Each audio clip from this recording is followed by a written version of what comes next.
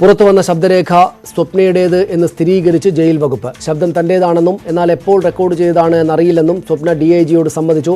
എന്നാൽ ശബ്ദരേഖ പുറത്തുപോയത് അട്ടക്കുളങ്ങര ജയിലിൽ നിന്നല്ല എന്ന് അന്വേഷണ ഉദ്യോഗസ്ഥനായ DIG അജയകുമാർ വ്യക്തമാക്കി. ഇല്ല, അതിന്റെ ഭാഗത്ത് നമുക്ക് വ്യക്തതയില്ലല്ലോ. ശബ്ദം തന്നെയാണ് സ്വപ്ന പറയുന്നുണ്ടോ? ഇല്ല, അത് അവരെ കേൾപ്പിക്കേണ്ട ആവശ്യമില്ല. നമ്മൾ അങ്ങനെ എന്തെങ്കിലും സംഭവിച്ചിട്ടുണ്ടെന്നേ ചോദിച്ചിട്ടുള്ളൂ, അന്വേഷിച്ചിട്ടുള്ളൂ. അപ്പൊ ഇവിടുന്ന് അല്ല സംഭവിച്ചേക്കുന്നത്? ഇവിടുന്നല്ല. ഓക്കെ. ശബ്ദരേഖ പുറത്തു വന്നതിനെക്കുറിച്ച് അന്വേഷിക്കുമെന്ന് ജയിൽ വകുപ്പ് മേധാവി ഋഷിരാജ് സിംഗും പറഞ്ഞു. ഇന്നലെ രാത്രിയിൽ ഈ നമ്മുടെ വാട്സപ്പ് ഗ്രൂപ്പിൽ ഒരു മെസ്സേജ് കണ്ടായിരുന്നു. ആ മെസ്സേജ് ഞാൻ ജുഡീഷ്യൽ കസ്റ്റഡിയിൽ കഴിഞ്ഞു പോകുന്ന ഒരു പ്രതിയുടെ മെസ്സേജ് കണ്ടായിരുന്നു, ഒരു വാർത്ത അപ്പോൾ അതിനെ സംബന്ധിച്ച് DIG സൗത്ത് സോൺ അന്വേഷണം നടത്തിക്കൊണ്ടിരിക്കുകയാണ്. രണ്ടാമത്തത് ഇതിൻ്റെ ജെനുവിൻനെസ്, നമ്മുടെ SMS എത്ര ജെനുവിൻ ആണോ ഇല്ലയോ എന്ന് ആ ജെനുവിൻനെസ് തേടാൻ വേണ്ടി കേരള പോലീസിൻ്റെ സൈബർ സെല്ലിനോട് ഞങ്ങൾ ആവശ്യപ്പെടുന്നുണ്ട്. ശബ്ദരേഖ പുറത്തു വന്നതിൽ ജയിൽ വകുപ്പിനോട് റിപ്പോർട്ട് തേടാനാണ് EDയുടെ തീരുമാനം. വിശദാംശങ്ങളുമായി BS അനു ചേരുന്നു. ഒപ്പം CN പ്രകാശ് കൊച്ചിയിൽ നിന്നും ചേരുന്നു. ആദ്യം അനുവിലേക്ക്. അനു, ഇത് സ്വപ്ന സമ്മതിച്ചുവെന്നാണോ, അതായത് അവരുടെ ശബ്ദം തന്നെയാണെന്ന് സമ്മതിച്ചുവെന്നാണോ നമുക്ക് ലഭിക്കുന്ന വിവരം? ഇതിൻ്റെ അന്വേഷണം എങ്ങനെയായിരിക്കും മുന്നോട്ട് പോവുക? ജയിൽ വകുപ്പും മറ്റ് സംവിധാനങ്ങളും എന്ത് നടപടികൾ സ്വീകരിക്കും? സനീഷ്, നിലവിൽ നമുക്ക് ലഭിക്കുന്ന സൂചന പ്രകാരം ഇപ്പോൾ പുറത്ത് പ്രചരിക്കുന്ന ശബ്ദരേഖ തന്റെ തന്നെയെന്ന് സ്വപ്ന ജയിൽ വകുപ്പിനോട് സമ്മതിച്ചിരിക്കുന്നു. പക്ഷേ ഇത് എവിടെ നിന്നാണ്, എപ്പോഴാണ് ഈ സംഭാഷണം റെക്കോർഡ് ചെയ്തതെന്ന് അറിയില്ല എന്നുള്ള ഒരു മറുപടിയാണ് സ്വപ്ന ജയിൽ DIG അജയകുമാർ നൽകിയത്. രാവിലെ 8 മണിയോടുകൂടിയാണ് ജയിൽ DIG അട്ടക്കുളങ്ങര വനിതാ ജയിലിലെത്തി സ്വപ്നയോട് കാര്യങ്ങൾ ചോദിച്ചറിഞ്ഞത്. മാത്രമല്ല ജയിൽ സൂപ്രണ്ടിൽ നിന്നും കാര്യങ്ങൾ വിശദമായി ചോദിച്ചറിഞ്ഞു. ഇതുവരെ നിലവിൽ 5 പേർ മാത്രമാണ് അട്ടക്കുളങ്ങര ജയിലിലെത്തി സ്വപ്നയെ കണ്ടിട്ടുള്ളത്. സ്വപ്നയുടെ ഭർത്താവ്, 2 മക്കൾ, അമ്മ, സഹോദരൻ, ഈ 5 പേർ മാത്രമാണ് വന്നിട്ടുള്ളത്. മറ്റാരെങ്കിലും വന്നതായിട്ടുള്ള രേഖകളോ CCTV ദൃശ്യങ്ങളോ അവിടെ നിന്നും കണ്ടെടുക്കാനോ അല്ലെങ്കിൽ അത്തരത്തിൽ ഒരു അട്ടിമറി സാധ്യതയൊന്നും അവിടെ ഇപ്പോൾ സംശയിക്കുന്നില്ല, അല്ലെങ്കിൽ അതിന്റെ സാഹചര്യവും ഇല്ല എന്നുള്ളത് തന്നെയാണ് നമുക്ക് മനസ്സിലാക്കാൻ സാധിക്കുന്നത്. കാരണം കോഫെ പോസ്റ്റ് ചുമത്തി അറസ്റ്റ് ചെയ്ത് കസ്റ്റഡിയിൽ കിടക്കുന്ന സ്വപ്നയുടെ ഈ ആളുകൾ എത്തുമ്പോൾ കാണുന്നതിന് വേണ്ടിയിട്ട് കസ്റ്റംസിന്റെ ഒരു ഉദ്യോഗസ്ഥ ഇവർക്കൊപ്പം ഉണ്ട്. അതുകൊണ്ട് തന്നെ അത്തരം സാഹചര്യങ്ങൾ ഇല്ല എന്നുള്ള ഒരു ഉറച്ച വിശ്വാസത്തിലും നിലപാടിലും തന്നെയാണ് ജയിൽ വകുപ്പുള്ളത്. ജയിലിനകത്ത് വച്ചിട്ടുള്ള അല്ല ഈ ശബ്ദ സംഭാഷണം റെക്കോർഡ് ചെയ്യപ്പെട്ടത് എന്ന നിലപാട് തന്നെയാണ്. അല്പസമയത്തിനകം നമുക്ക് മനസ്സിലാക്കാൻ സാധിക്കുന്ന പ്രകാരമാണെങ്കിൽ ഇപ്പോൾ ജയിൽ DGP ഋഷിരാജ് സിംഗിലെ DIG അജയകുമാർ എത്തി കാര്യങ്ങൾ ധരിപ്പിക്കും. പ്രാഥമിക അന്വേഷണത്തിൽ ജയിലിനുള്ളിൽ വെച്ചല്ല ഈ റെക്കോർഡ് ചെയ്യപ്പെട്ടത്. അനു, ഈ ജയിലിനകത്ത് വെച്ചല്ലെങ്കിൽ പിന്നെ എവിടെ വെച്ച് എന്ന ചോദ്യം സ്വാഭാവികമായിട്ടും വരുമല്ലോ. അത് സംബന്ധിച്ചുള്ള സൂചനകളും മറ്റുമൊക്കെ ലഭ്യമാകുന്നുണ്ടോ? എവിടെ വെച്ചായിരിക്കണം അത്? ഇവർ അഭിഭാഷകനെ കാണുമ്പോഴോ അല്ലെങ്കിൽ ഇവർ ഈ കസ്റ്റഡിയിലൊക്കെ പുറത്ത് അന്വേഷണ സംഘം ചോദ്യം ചെയ്യലിന് വിധേയമാകാൻ പോകുമ്പോഴോ മറ്റോ ആയിരിക്കുമോ? ഈ പറയുന്ന ബന്ധുക്കളല്ലാതെ, അടുത്ത ബന്ധുക്കളല്ലാതെ മറ്റാരും അവരെ കാണാൻ എത്തിയിട്ടില്ല എന്ന കാര്യം വ്യക്തമാണോ, ഉറപ്പാണോ? സനീഷ്, നമുക്ക് ഇപ്പോൾ ജയിൽ വകുപ്പിനുള്ളിൽ അല്ലെങ്കിൽ ജയിലിന്റെ അധികാര പരിധിക്കുള്ളിൽ ഇവരെ ആരും കാണാനെത്തിയിട്ടില്ല എന്ന കാര്യം ജയിൽ വകുപ്പ് ഇന്നലെ തന്നെ പ്രത്യേകിച്ച് മുഖ്യമന്ത്രി പിണറായി വിജയന്റെയും ധനമന്ത്രി തോമസ് ഐസക്കിന്റെയും വക്താക്കൾ ജയിലിലെത്തി സ്വപ്നയെ കണ്ടു എന്ന രാഷ്ട്രീയ ആരോപണം കെ സുരേന്ദ്രൻ BJP സംസ്ഥാന പ്രസിഡന്റ് ഉന്നയിച്ചിരുന്നു. ഈ ഘട്ടത്തിൽ തന്നെ നമ്മൾ ജയിൽ വകുപ്പുമായി ബന്ധപ്പെട്ടതാണ്. ആ സമയത്താണ് 5 പേർ മാത്രമാണ് നിലവിൽ ജയിലിനുള്ളിലെത്തി സ്വപ്നയെ കണ്ടിട്ടുള്ളത്. മറ്റാർക്കും കാണാൻ അനുമതി നൽകിയിട്ടില്ല.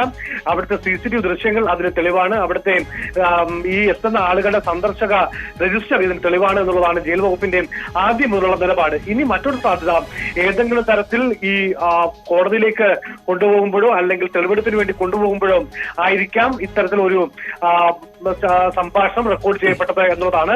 ഇത് സംബന്ധിച്ച് ഏതായാലും കൂടുതൽ പരിശോധനകൾ ജയിൽ വകുപ്പിന്റെ ഭാഗത്തു നിന്നുണ്ടാകും. സ്വാഭാവികമായും ഇവരുടെ ഭാഗത്തു നിന്നും ഉണ്ടാകുമെന്നാണ് നമുക്ക് അറിയാൻ കഴിയുന്നത്. ഏതായിരുന്നാലും ഈ ശബ്ദസംഭാഷണം തന്റെ തന്നെ എന്ന് സ്വപ്ന സമ്മതിക്കുന്നുണ്ട്. അതാണ് അതിന് ഏറ്റവും പ്രധാനപ്പെട്ട കാര്യം. ഞാൻ തിരിച്ചു വരാം മനു താങ്കളിലേക്ക്. CN പ്രകാശ് കൂടെ കൊച്ചിയിൽ നിന്ന് ചേരുന്നു. പ്രകാശ്, ഇത് അവരുടെ ശബ്ദം തന്നെയാണ്, അവർ പറഞ്ഞ കാര്യം വസ്തുതയാണെന്ന കാര്യം സ്ഥിരീകരണം ഏതായാലും ജയിൽ വകുപ്പിന് ലഭിച്ചിട്ടുണ്ട്. നിശ്ചയമായിട്ടും എൻഫോഴ്സ്മെന്റ് ഡയറക്ടറേറ്റ് രാഷ്ട്രീയമായിട്ട് ഉപദ്രവിക്കാൻ ശ്രമിക്കുകയാണ് എന്ന വാദം CPM അടക്കമുള്ള ആളുകൾ ആവർത്തിച്ചുകൊണ്ടിരിക്കുന്നതിനിടെയാണ് ഇങ്ങനെയൊരു ശബ്ദ സംഭാഷണം വരുന്നത്. അതിൻ്റെ മറ്റന്വേഷണങ്ങൾ ഏത് വിധത്തിൽ പോയാലും ഇ ഡിക്കെതിരായിട്ട് വലിയൊരു കുറ്റാരോപണമായിട്ട് സ്വാഭാവികമായിട്ടും അത് മാറുമല്ലോ. ഇ ഡി ഏത് നിലക്കാണ് ഇതിനെ കാണുന്നത്? ഏത് വിധത്തിലായിരിക്കും അവരുടെ ഒരു അന്വേഷണം ഇതുമായി ബന്ധപ്പെട്ട്? എൻഫോഴ്സ്മെന്റ് ഡയറക്ടറേറ്റ് അടക്കമുള്ള കേന്ദ്ര അന്വേഷണ ഏജൻസികൾ മുഖ്യമന്ത്രിയെ ഈ കേസിലേക്ക് മുഖ്യമന്ത്രിയെ വലിച്ചിടാൻ വേണ്ടി ശ്രമിക്കുന്നു. അങ്ങനെയുള്ള രാഷ്ട്രീയ ആയുധമായി ഈ കേന്ദ്ര അന്വേഷണ ഏജൻസികൾ എൻഫോഴ്സ്മെന്റ് ഡയറക്ടറേറ്റ് അടക്കം മാറുന്നു എന്ന ആക്ഷേപം CPM-ഉം മുഖ്യമന്ത്രിയും സർക്കാരും മുന്നോട്ട് വയ്ക്കുന്ന പശ്ചാത്തലത്തിൽ കൂടിയാണ് സ്വർണ്ണ കള്ളക്കടത്ത് കേസിലെ മുഖ്യപ്രതി കൂടിയായിട്ടുള്ള സ്വപ്ന സുരേഷിന്റെ ശബ്ദ സംഭാഷണം പുറത്തു വരുന്നതും ആ ശബ്ദ സംഭാഷണത്തിൽ മുഖ്യമന്ത്രിക്കെതിരെ മൊഴി നൽകാൻ എൻഫോഴ്സ്മെന്റ് ഡയറക്ടറേറ്റിന്റെ ഭാഗത്തുനിന്ന് ശക്തമായ സമ്മർദ്ദങ്ങളുണ്ട് എന്ന വെളിപ്പെടുത്തൽ വരികയും ചെയ്യുന്നത്. ഈ പശ്ചാത്തലത്തിലാണ് എൻഫോഴ്സ്മെന്റ് ഡയറക്ടറേറ്റ് ഈ ശബ്ദരേഖ പരിശോധിക്കാൻ തീരുമാനിച്ചിട്ടുള്ളത്.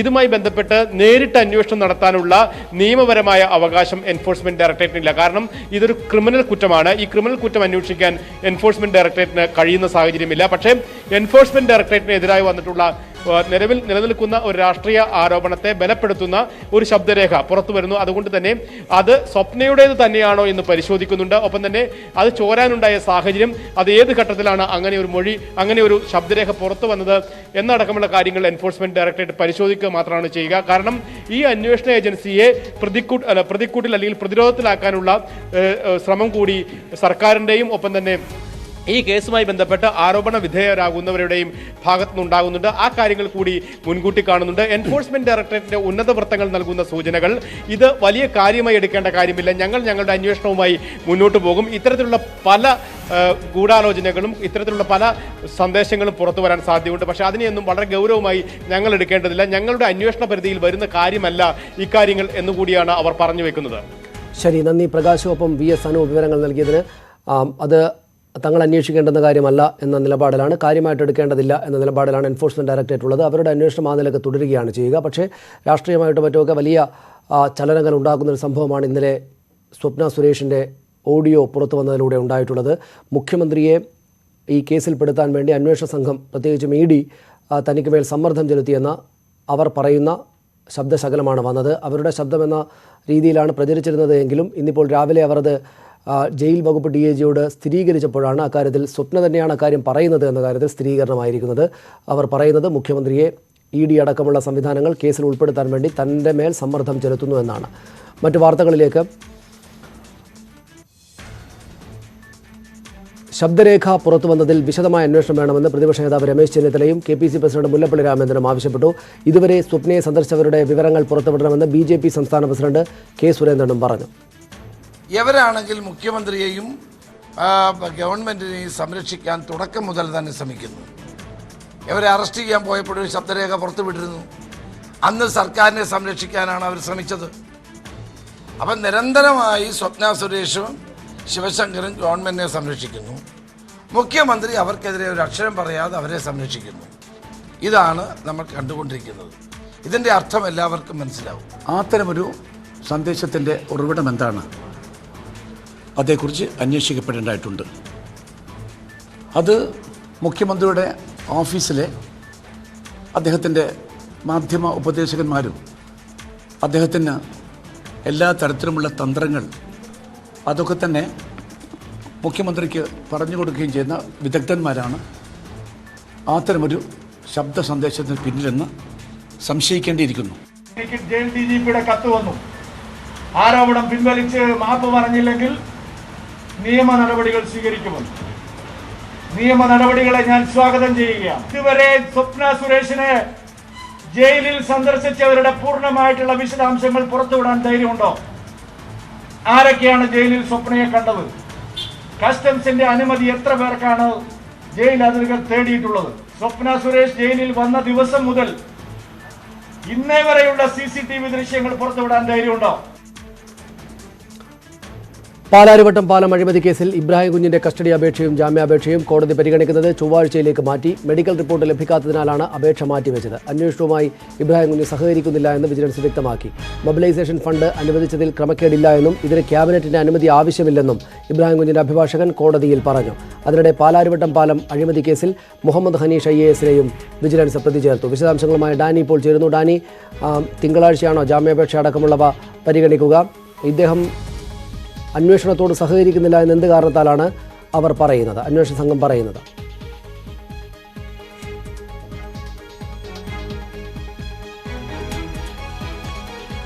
ഡാനിയിലേക്ക് തിരിച്ചു വരാം. ഡാനിയ വിവരങ്ങൾ നൽകും. മറ്റൊരു വാർത്തയിലേക്ക്. ജലസംരക്ഷണത്തിൻ്റെ പ്രാധാന്യം പ്രചരിപ്പിക്കുന്ന ഹാർപിക് ന്യൂസ് 18 മിഷൻ പാനി ജൽ ദിവസ് പരിപാടി നടക്കുകയാണ്. അതിലേക്ക് ऐसे सारे लोग जिन्होंने आज ऐसे महत्वपूर्ण विषय पर अपने आप को प्रतिज्ञित किया है, आपकी ये प्रतिज्ञा पूरी हो, हमारा ये संकल्प पूरा हो और हम अपने देश को जल समृद्ध बना सकें, ऐसी सारी शुभकामनाओं के साथ में आप सबका एक बार बहुत सारा अभिनंदन.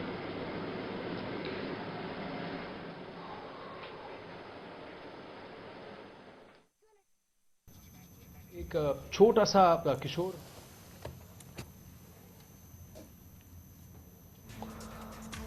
അതിലേക്ക് തിരിച്ചു വരാം. ഇപ്പോൾ ഡാനി പോൾ നേരത്തെ ഇബ്രാഹിം കുഞ്ഞിൻ്റെ അഭിഭാഷകൻ കോടതിയിൽ പറഞ്ഞ കാര്യങ്ങളുടെ വിശദാംശങ്ങളും കൂടിയായിട്ട് ഡാനി പോൾ നമ്മോടൊപ്പം. ഡാനി, വിശദാംശങ്ങൾ എന്താണ്? കോടതിയിൽ വാദം തുടങ്ങിയപ്പോൾ തന്നെ കസ്റ്റഡി അപേക്ഷ പരിഗണിച്ചു. ആദ്യം തന്നെ കസ്റ്റഡി അപേക്ഷ പരിഗണിക്കുമ്പോൾ പ്രധാനമായും തന്നെ കോടതി പറഞ്ഞത് ഇത് പരിഗണിക്കുമ്പോൾ തന്നെ ഇതിന് മെഡിക്കൽ റിപ്പോർട്ട് കൂടി ആവശ്യമുണ്ട്. പ്രത്യേകിച്ച് ഇബ്രാഹിം കുഞ്ഞ് ആശുപത്രിയിൽ ചികിത്സയിലുള്ള സമയമാണ്. അദ്ദേഹം ഗുരുതര സ്വഭാവമുള്ള രോഗാവസ്ഥയിലാണ്. അദ്ദേഹം ചികിത്സ വേണ്ട സമയമാണ്. അതുകൊണ്ട് അതിൻ്റെ ഒരു വിശദമായൊരു മെഡിക്കൽ റിപ്പോർട്ട് വന്ന് അത് പരിശോധിച്ചതിൻ്റെ ഒരു സാങ്കത്യത്തിൽ മാത്രമേ കസ്റ്റഡി അപേക്ഷ പരിഗണിക്കാൻ കഴിയുള്ളൂ എന്ന് പറഞ്ഞു. അത് ആദ്യം അടുത്ത ആഴ്ച, അതായത് തിങ്കളാഴ്ചയിലേക്ക് അത് മാറ്റിയിരുന്നു. പിന്നീട് കുറച്ച് മറ്റ് കാര്യങ്ങൾ, അതായത് ജാമ്യാപേക്ഷയിലടക്കമുള്ള വാദം പുരോഗമിച്ചു. ഇതിൽ ജാമ്യാപേക്ഷയും അതോടൊപ്പം തന്നെ കസ്റ്റഡി അപേക്ഷയും പിന്നീട് ഒരുമിച്ച് പരിഗണിക്കാനായി ഇപ്പോൾ നിലവിൽ ചൊവ്വാഴ്ചയിലേക്ക് മാറ്റിയിരിക്കുകയാണ്. ജാമ്യാപേക്ഷയിലുള്ള തീരുമാനവും അതോടൊപ്പം തന്നെ കസ്റ്റഡി അപേക്ഷയിലുള്ള തീരുമാനവും ചൊവ്വാഴ്ച ഉണ്ടാകുമെന്നാണ് അറിയിച്ചിരിക്കുന്നത്. അതേസമയം തന്നെ വിജിലൻസ് കോടതി ഇന്ന് അറിയിച്ച കാര്യങ്ങളുണ്ട്. അത് കസ്റ്റഡി അപേക്ഷയും പുറത്താണ്. പ്രധാനമായും തന്നെ ഇബ്രാഹിം കുഞ്ഞി അന്വേഷണത്തോട് സഹകരിക്കുന്നില്ല എന്നാണ് അവർ പറയുന്നത്. അതോടൊപ്പം തന്നെ ഈ നടന്നിരിക്കുന്ന ഗൂഢാലോചനയിലടക്കം തന്നെ എല്ലാത്തിലും ഇബ്രാഹിം കുഞ്ഞിന് വ്യക്തമായൊരു പങ്കുണ്ടായിട്ടുണ്ട്. ഇതിൽ നിന്ന് സാമ്പത്തിക ലാഭം ഉണ്ടായിട്ടുണ്ട് എന്ന കാര്യങ്ങൾ അവർ കോടതിയിൽ ഉന്നയിക്കുകയുണ്ടായി. എന്നാൽ അതേസമയം തന്നെ ഇബ്രാഹിം കുഞ്ഞിൻ്റെ അഭിഭാഷകൻ ഇതിനെ എതിർക്കുകയും ചെയ്തിട്ടുണ്ട്. മൊബിലൈസേഷൻ ഫണ്ട് അടക്കം അനുവദിക്കുന്ന കാര്യത്തിൽ മന്ത്രിക്ക് ഇതിൽ യാതൊരു റോളുമില്ലാത്ത കാര്യമാണ്. ഉദ്യോഗസ്ഥരാണ് ഇത്തരം കാര്യങ്ങൾക്ക് അനുമതി നൽകുന്നത് അടക്കമുള്ള കാര്യങ്ങൾ ചൂണ്ടിക്കാട്ടുകയുണ്ടായി. പക്ഷേ മൊബിലൈസേഷൻ ഫണ്ട് എന്ന കാര്യം, മൊബിലൈസേഷൻ ഫണ്ട് അത് അങ്ങനെയൊരു ഫണ്ട് ഉണ്ടാകുമെന്ന് അറിയിച്ചിരുന്നെങ്കിൽ കൂടുതൽ കമ്പനികളടക്കം ഇത് നിർമ്മാണ കരാർ ഏറ്റെടുക്കാൻ മുന്നോട്ട് വരില്ലായിരുന്നു എന്ന് കോടതി ഒരു ഘട്ടത്തിൽ ചോദിക്കുകയുണ്ടായി. അതോടൊപ്പം തന്നെ വളരെ ഗുരുതരമായൊരു ആരോപണം പ്രോസിക്യൂഷൻ ഭാഗത്തു നിന്നുണ്ടായിട്ടുണ്ട്. കാരണം മന്ത്രി ഇബ്രാഹിം കുഞ്ഞ് ഇത്രയും നാൾ പറയുന്നത് പൊതുമരാമത്ത് വകുപ്പ് മന്ത്രി എന്ന നിലയിൽ മാത്രമല്ല ഈ കാര്യത്തിൽ ഇടപെട്ടിരുന്നത്. റോഡ് ഫണ്ട് ബോർഡ് എന്ന് പറയുന്നത് റോഡുകളുടെ നിർമ്മാണത്തിന് വേണ്ടി ഫണ്ട് അനുവദിക്കുന്ന ബോർഡിൻ്റെ വൈസ് ചെയർമാൻ കൂടിയായിരുന്നു അദ്ദേഹം. ആ ബോർഡാണ് ഈ 8.25 കോടി രൂപ അനുവദിച്ചുകൊണ്ട് റോഡ്സ് ആൻഡ് ബ്രിഡ്ജസ് കോർപ്പറേഷന് നൽകുകയും ചെയ്തിട്ടുള്ളത്. അപ്പോൾ ഈ ഫണ്ട് അനുവദിക്കുന്നതിലെ ഏറ്റവും പ്രധാനപ്പെട്ട തസ്തിക വഹിച്ചിരുന്ന ഒരാൾ കൂടിയാണ് ഇബ്രാഹിം കുഞ്ഞ്. അതുകൊണ്ട് ഇതിൻ്റെ ഗൗരവ സ്വഭാവം വളരെ വലുതാണ്. മൊബിലൈസേഷൻ ഫണ്ട് അനുവദിക്കുന്ന ബോർഡിൻ്റെ വൈസ് ചെയർമാനായിരുന്ന ആൾ തന്നെയാണ് ഈ ഫണ്ട് അനുവദിക്കാൻ ഈ തുക അനുവദിച്ച് നൽകുകയും ചെയ്തത്. അതുകൊണ്ട് ഇത് വളരെ ലാഘവത്തോടെ കാണാൻ കഴിയുന്ന ഒരു കാര്യമല്ല എന്ന് പ്രോസിക്യൂഷൻ വാദിച്ചു. എന്തായാലും പ്രോസിക്യൂഷൻ വാദം ഇപ്പോഴും തുടരുകയാണ്. ഈ കാര്യത്തിൽ പ്രോസിക്യൂഷൻ വാദം തുടരുകയാണ്. ഡാനി, ഞാൻ തിരിച്ചു വരാം. കരാർ അനുവദിക്കുന്നതിന് മുമ്പ് ഇബ്രാഹിം കുഞ്ഞ് പരിശോധിക്കേണ്ടതായിരുന്നില്ലേ എന്ന് കോടതി ചോദിച്ചതായിട്ട് കാണുന്നുണ്ട്. കോടതിക്ക് മുമ്പാകെ ഇബ്രാഹിം കുഞ്ഞിൻ്റെ അഭിഭാഷകൻ പറഞ്ഞത് ഈ മൊബിലൈസേഷൻ ഫണ്ട് നൽകിയതിൽ അത് ഈ നിർമ്മാണ കമ്പനിക്ക് മുൻകൂറായി അഡ്വാൻസ് നൽകിയത് ക്യാബിനറ്റിൻ്റെ അംഗീകാരം അതിന് ആവശ്യമില്ല എന്ന നിലപാടാണ് ഇബ്രാഹിം കുഞ്ഞിൻ്റെ അഭിഭാഷകൻ അവിടെ കോടതിക്ക് മുമ്പാകെ അറിയിച്ചത്. അപ്പോൾ കോടതിയുടെ ചോദ്യം, കരാർ അനുവദിക്കുന്നതിന് മുമ്പ് ഇബ്രാഹിം കുഞ്ഞ് ഈ കരാർ പരിശോധിക്കേണ്ടതായിരുന്നില്ലേ, അതിനുള്ള ചുമതല മന്ത്രി എന്ന നിലക്ക് അദ്ദേഹത്തിന് ഉണ്ടായിരുന്നില്ല എന്ന ചോദ്യമാണ് കോടതിയുടെ ഭാഗത്തുണ്ടായിരിക്കുന്നത്. ഡാനി, അത്തരത്തിൽ കോടതിയുടെ ഭാഗത്തു നിന്നുള്ള പരാമർശങ്ങളും കൂടെ വരുന്നുണ്ട്. എന്തൊക്കെയാണ് ഇതുവരെ നടന്നത്? തീർച്ചയായും സനീഷ, കോടതി ഇക്കാര്യങ്ങളിൽ ഇടപെട്ടുകൊണ്ട് ചില സംശയങ്ങൾ ഈ വാദമുഖങ്ങൾ പുരോഗമിക്കുക കോടതിക്ക് അത്തരം കാര്യങ്ങളിൽ കൂടുതലായിട്ട് തന്നെ ഇതിൻ്റെ ഒരു സത്യാവസ്ഥ സംബന്ധിച്ച് അറിയേണ്ടതുള്ളത് കൊണ്ട് തന്നെ അത്തരം ചില വാദങ്ങളുടെ കൂടുതൽ വിശദാംശങ്ങൾ കോടതി ചോദിച്ചു. ഈ മൊബിലൈസേഷൻ ഫണ്ട് എന്ന കാര്യത്തിൽ തന്നെയാണ് കൂടുതലായിട്ട് തന്നെ കോടതി ഇത്തരം കാര്യങ്ങൾ ചോദിക്കുന്നത്. കാരണം ഇത് എന്തുകൊണ്ട് അനുവദിക്കപ്പെടുന്ന ഒരു സാഹചര്യം എന്തായിരുന്നു എന്നടക്കം കോടതി ചോദിച്ചിട്ടുണ്ട്. അതോടൊപ്പം തന്നെ ഇതിൻ്റെ ഒരു ഉത്തരവാദിത്തം മന്ത്രി എന്ന രീതിയിൽ അവിടെ കോടതിക്കകത്ത കാര്യങ്ങൾ നടക്കുകയാണ്. ഡാനി ഇപ്പോൾ അതാത് സമയത്ത് വിവരങ്ങൾ നൽകും. ഇപ്പോൾ ഈ മിഷൻ പാനി പരിപാടിയിൽ വേദിയിൽ അക്ഷയ് കുമാർ സംസാരിക്കുകയാണ്. അതിലേക്ക് यानी अब हम और अवेयर हो गए हैं अपने घर और सराउंडिंग्स को साफ और स्वच्छ रखने में। मगर क्या आपने कभी ये सोचा है कि पानी के बिना ये स्वच्छता अधूरी है? हाथ साफ करना, घर साफ करना, शौच को साफ रखने के लिए, नहाने के लिए, इन सब चीजों के लिए सबसे जरूरी है पानी। इसलिए मैं जुड़ा हूं इस मिशन पानी के साथ, स्वच्छता और पानी के बारे में आप सबको बताने के लिए। पानी बचाना हमारा कर्तव्य है, अपने कल के लिए, अपने बच्चों के लिए, अपने आप के लिए। आज से हमें पानी बचाने के लिए हर कदम उठाना है। जैसे पानी वेस्ट नहीं करना चाहिए, पानी का जरूरत के अनुसार इस्तेमाल करना चाहिए, हर तरह की लीकेज को रोकना चाहिए, सही तरीके से स्वच्छ रखना चाहिए अपने घरों को। आने वाले पीढ़ियों के उज्जवल भविष्य के लिए हमें ये जल प्रतिज्ञा लेनी है। अब हम सबको साथ मिलकर पानी बचाने के लिए कदम बढ़ाना है। आज जल प्रतिज्ञा दिवस के मौके पर मैं सभी बच्चों और बड़ों को शुक्रिया अदा करना चाहता हूं कि इस मुहिम का हिस्सा बने और बाकियों से अपील करता हूं कि जल प्रतिज्ञा लेकर मिशन पानी का हिस्सा बने। याद रखिए, स्वच्छता और पानी आखिर बचानी है जिंदगानी। धन्यवाद। जय हिंद। മറ്റ് ജി സഭയുടെ അവകാശം ലംഘിച്ചെന്ന ഉത്തമ ബോധ്യത്തിലാണ് വെളിപ്പെടുത്തൽ നടത്തിയത്. സഭയുടെയും സംസ്ഥാന സർക്കാരിൻ്റെയും അവകാശങ്ങൾ അട്ടിമറിക്കാനുള്ള ശ്രമങ്ങളെ ഇനിയും പ്രതിരോധിക്കുമെന്നും ഹൈക്കോടതിയിലെ കേസിന് ബലം നൽകാനാണ് CAG റിപ്പോർട്ടിൽ കിഫ്ബിയെപ്പറ്റി പരാമർശിക്കുന്നത്. കിഫ്ബി തെരഞ്ഞെടുപ്പിൽ പ്രധാന ചർച്ചാ വിഷയമാക്കുമെന്നും ധനമന്ത്രി ന്യൂസ് 18നോട് പറഞ്ഞു. നമസ്കാരം. ധനമന്ത്രി തോമസ് ഐസക്കാണ് നമ്മോടൊപ്പം ചേരുന്നത്. നമുക്കറിയാം, ഈ കിഫ്ബിയുമായി ബന്ധപ്പെട്ട് ഇപ്പോൾ നടക്കുന്ന ചർച്ചകൾ. ഇതിലേറ്റവും പ്രധാനപ്പെട്ട ഒരു കാര്യം ഇപ്പോൾ ഒടുവിൽ വന്നിരിക്കുന്നത് അങ്ങേക്കെതിരെ അവിശ്വാസ ലംഘനം, സഭയുടെ വിശ്വാസ ലംഘനത്തിന് നോട്ടീസ് ലഭിച്ചു എന്നുള്ളതാണ്. സ്പീക്കർ അങ്ങയോട് വിശദീകരണം ഇക്കാര്യത്തിൽ ചോദിച്ചിട്ടുണ്ട്. സ്പീക്കറുടെ കത്ത് കിട്ടിക്കഴിഞ്ഞാൽ എൻ്റെ നിലപാട് വ്യക്തമാക്കിക്കൊണ്ട് സാധാരണഗതിയിൽ ഞാൻ അറിയാതെ പറഞ്ഞു പോയതാണ് എന്നൊക്കെയാണല്ലോ നമ്മൾ പറയേണ്ടത്. കഴിഞ്ഞ സഭാ സമ്മേളനത്തിന് അവകാശ ലംഘന പ്രമേയത്തിന് അത്തരത്തിലാണ്, ഊഹിച്ചു പറഞ്ഞതാണ് എന്നൊക്കെ ഉള്ളതാണല്ലോ പറഞ്ഞത്. ടി തോമസ് പറഞ്ഞത് ഞാൻ രേഖയെന്നല്ല, ഒരു ഊഹം വെച്ച് പറഞ്ഞതെന്നാണ്. ഊഹമൊന്നുമല്ല, അങ്ങനെയൊന്നും ഒരു അപ്പോളജി ഇല്ല. ഇത് സംസ്ഥാനത്തിൻ്റെ ഉത്തമ താല്പര്യം സംരക്ഷിക്കാൻ, സഭയുടെ അവകാശം സംരക്ഷിക്കാൻ വേണ്ടി എടുത്തിട്ടുള്ള നിലപാടാണ്. ഒരു അസാധാരണമായ സാഹചര്യം CNDG സൃഷ്ടിച്ചിരിക്കുകയാണ്. ഭരണസ്തംഭനം സൃഷ്ടിക്കാൻ വേണ്ടിയുള്ള നടപടിയാണ്. അപ്പം അത് രാഷ്ട്രീയമായിട്ടുള്ള നീക്കമായിട്ട് കാണുന്നു. അപ്പം അതുകൊണ്ട് സ്പീക്കറുടെ കത്ത് കിട്ടിക്കഴിഞ്ഞാൽ അത് വായിച്ച് നിശ്ചയമായിട്ടും മറുപടി നൽകും. അനന്തര നടപടികൾ സ്പീക്കർ എന്താണ് ചെയ്യാൻ പോകുന്നതിനെ ആശ്രയിച്ചാണ്. നിശ്ചയമായിട്ടും സഭയെ ചർച്ച ചെയ്യേണ്ട കാര്യം തന്നെയാണ് ഇത്. ചെറിയൊരു കാര്യമല്ലെന്ന്, ഒരു നടപടിക്രമത്തിൻ്റെ പ്രശ്നമല്ലെന്ന്. ഈ സംസ്ഥാനത്തിൻ്റെ വികസനത്തെ അട്ടിമറിക്കാൻ വേണ്ടിയുള്ളൊരു വമ്പൻ ഗൂഢാലോചനയാണ്. അപ്പോൾ സഭയിൽ സ്പീക്കർ അവകാശ ലംഘനത്തിന് വേണ്ടി എന്ത് നടപടി സ്വീകരിക്കുന്നു അതൊക്കെ ഞാൻ സഹിച്ചോളാം, എനിക്കൊരു ബുദ്ധിമുട്ടുമില്ല. ചില ചട്ടലംഘനങ്ങൾ ഉണ്ടെന്നറിഞ്ഞിട്ടും അത് പറയേണ്ട വിഷയവും അതിൻ്റെ പ്രാധാന്യമുള്ളത് കൊണ്ട് ധനമന്ത്രി തുറന്നു പറഞ്ഞു എന്നാണ് പൊതുവിൽ കേൾക്കുന്ന ചില കാര്യങ്ങൾ. അങ്ങേക്ക് ബോധ്യമുണ്ടായിരുന്നു ചട്ടലംഘനം ഉണ്ടാവും? ഇല്ല, അന്ന് ആ സന്ദർഭത്തിൽ ഇത് കരട് റിപ്പോർട്ടാണെന്നുള്ളൊരു ബോധ്യം ഉണ്ടായിരുന്നു.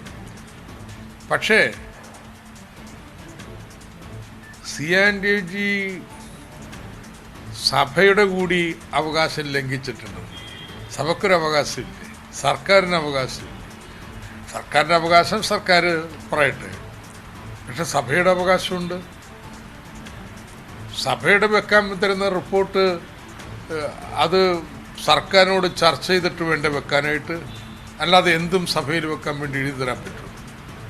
അപ്പോൾ അതുകൊണ്ട് ഉത്തമ ബോധ്യത്തിൽ തന്നെ സഭയുടെ കൂടി അവകാശം ലംഘിക്കുന്നു എന്ന് മനസ്സിലാക്കിക്കൊണ്ട് തന്നെയാണ് ഇത് വെളിപ്പെടുത്തിയത്.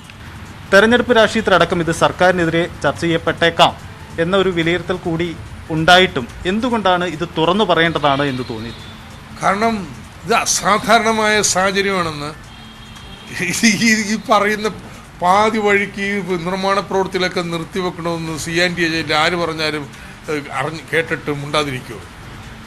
നല്ല കാര്യം എന്താണ്? എത്ര ലക്ഷക്കണക്കിന് ആളുകളുടെ പ്രതീക്ഷകളൊക്കെയാണ് തകർക്കപ്പെടുന്നത്. അപ്പോൾ അത് നമുക്ക് അസാധാരണമായൊരു സാഹചര്യം.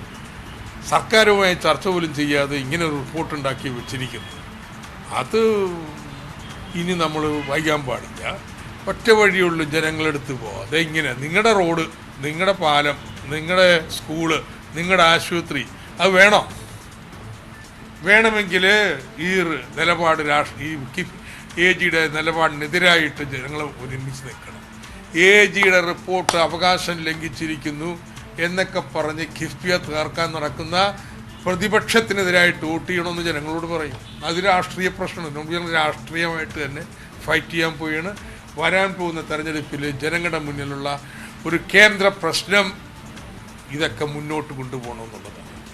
UDFനാണ് വിജയമെങ്കിൽ അന്ന് ഈ കിഫ്ബി തീരും, അന്ന് ഈ വികസന പ്രവർത്തനം തീരും.